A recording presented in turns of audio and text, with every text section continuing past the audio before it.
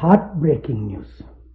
Visakhapatnam steel ప్లాంట్లో 8 మంది మసైపోవడం, 6 చికిత్స పొందడం, వారి కుటుంబాల కష్టాలు కన్నీరు చూసి దేవుణ్ణి ప్రార్థిస్తున్నాను. అసలు ఏ విధంగా దేవుడు వారికి ఆత్మ శాంతి కలిగించాలని మాటల్లో సరిపోదు. అందరూ ఈ కుటుంబాల కొరకు ప్రార్థించండి. మీ అందరికీ తెలుసు, విశాఖపట్నం స్టీల్ ప్లాంట్ కొరకు గత 5 సంవత్సరాలుగా నేను ఆంధ్రప్రదేశ్ హైకోర్టులో ఫైట్ చేసి 8 లక్షల కోట్ల స్టీల్ ప్లాంట్ని అమ్మకుండా ఆంధ్రప్రదేశ్ హైకోర్టులో చీఫ్ జస్టిస్ ముందు, జస్టిస్ నరేంద్ర గారి ముందు, జస్టిస్ శేషాయి గారి ముందు నేనే వాదనలు వినిపించి ఇప్పటికి కూడా అమ్మకుండా కాపాడుతున్నాను. కానీ ఈ రాజకీయ నాయకులు ఏం చెప్పారు?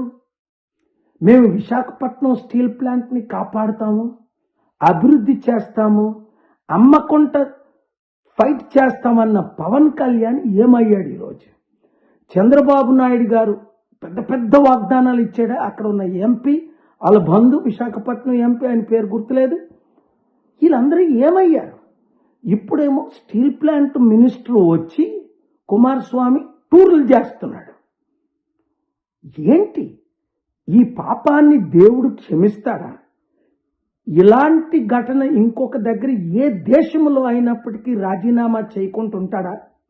తక్షణమే స్టీల్ ప్లాంట్ కుమారస్వామి రాజీనామా చేయాలి. అప్పుడు ఏవియేషన్ మినిస్టర్ యాక్సిడెంట్ అయిన భోపాల్ ఫ్లైట్లో 280 మంది చనిపోతే ఆయన రాజీనామా చేయడు.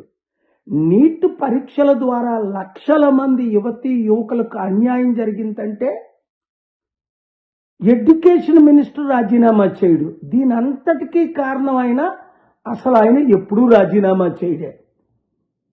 ఇది మన దేశ పరిస్థితి, మన రాష్ట్ర పరిస్థితి. చంద్రబాబు నాయుడు గారు 75 సంవత్సరాల్లో మీకు ఇంకా ముఖ్యమంత్రి పని చేయడం వస్తుందా? రాజీనామా చేయొచ్చు కదా.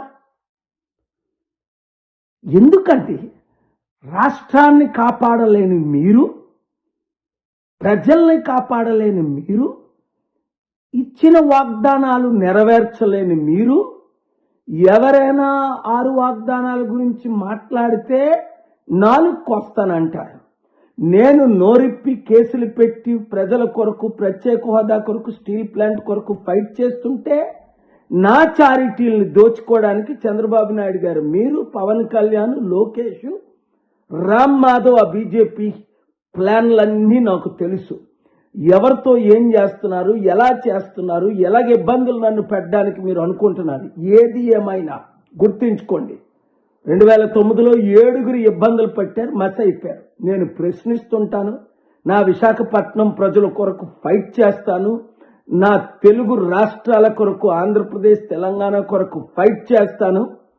విశాఖ ఉక్కు ఆంధ్రుల హక్కు అని కనీస మర్యాద ఉంటే, గౌరవం ఉంటే వెంటనే ఈ చనిపోయిన 8 మందికి చంద్రబాబు నాయుడు గారు ₹1 కోటి ప్రకటించకండి, ఇవ్వండి. ఈరోజే ఇవ్వండి. లక్షల కోట్లు ఉన్నాయి కదా మీ దగ్గర. గవర్నమెంట్ తీస్తారా, మీ సొంత తీస్తారా? ఇచ్చి తీరండి.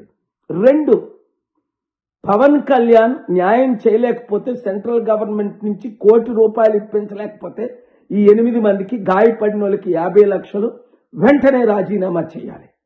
రాష్ట్రాన్ని మేము బాగు చేసుకుంటాం. మీకంటే 1,00,000 రెట్లు తెలివైన వాళ్ళు ఉన్నారు.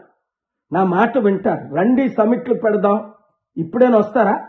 ఇప్పుడు చూసారా, అమెరికాలో మోస్ట్ పవర్ఫుల్ లీడర్ నా పక్కన కూర్చొని 6 వీడియోలు రిలీజ్ చేశారు. మైక్ జాన్సన్ గారు, ట్రంప్ గారు సెప్టెంబర్ 24ని సమిట్ పెడదామని వాషింగ్టన్. రండి తెలుగు ముఖ్యమంత్రులు, రాష్ట్ర ముఖ్యమంత్రులు, అప్పులు తీర్చుదాం, అభివృద్ధి చేద్దాం. ఈ వీడియో అందరికీ చేరినంత వరకు షేర్ చేయండి. రాష్ట్రాల్ని కాపాడండి.